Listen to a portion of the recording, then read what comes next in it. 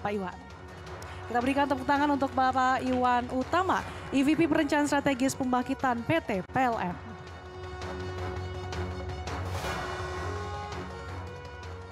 Bismillahirrahmanirrahim. Assalamualaikum warahmatullahi wabarakatuh. Selamat pagi dan salam sejahtera bagi kita semua. Pertama-tama kami mohon maaf menyampaikan bahwa Direktur Utama Pak Darmawan Prasojo tidak dapat hadir di tengah-tengah kita karena ada kegiatan lain yang tidak bisa ditinggalkan. Baik, untuk sesi ini kami akan menyampaikan ya, pertama, melihat kondisi kelistrikan di Indonesia saat ini. Pertama, kapasitas pembangkit listrik di Indonesia pada saat ini sangat cukup.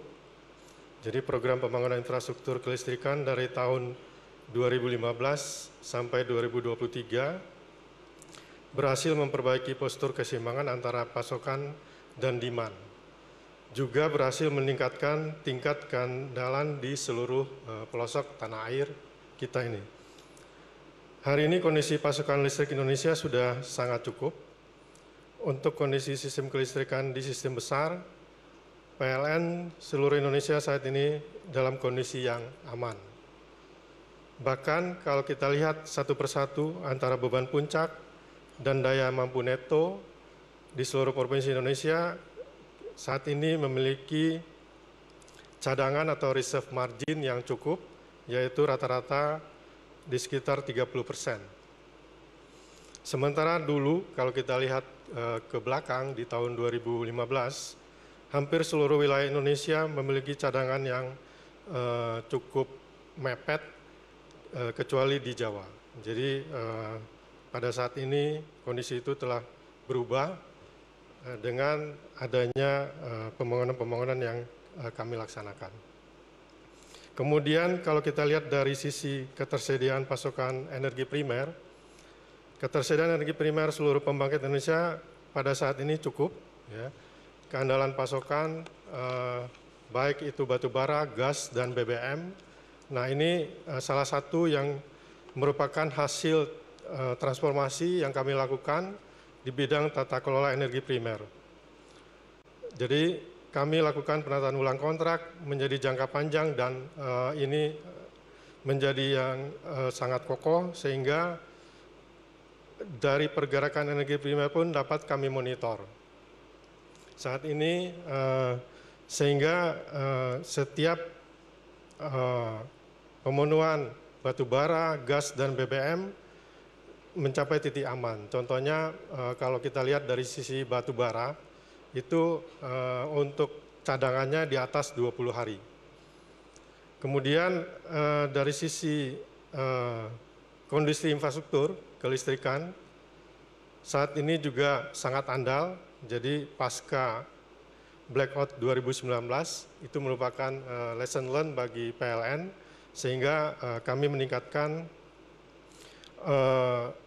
infrastruktur itu menjadi lebih baik seperti dengan membangun 6 jalur utama transmisi khususnya di Jawa.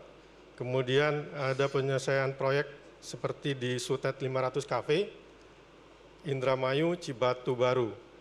Kemudian ada juga pada Maret 2022 kita melakukan pelengkapan jaluran Sutet di Ungaran Mandiracan dan 2 jalur Pedan Tasikmalaya sebelumnya.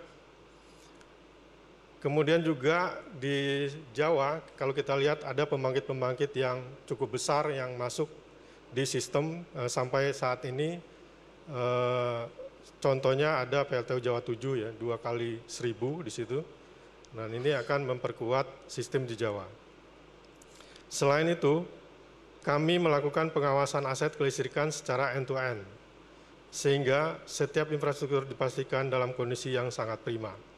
Dengan continuous improvement tentunya, di mana setiap sistem interkoneksi semakin kokoh dengan pengamanan yang berlapis.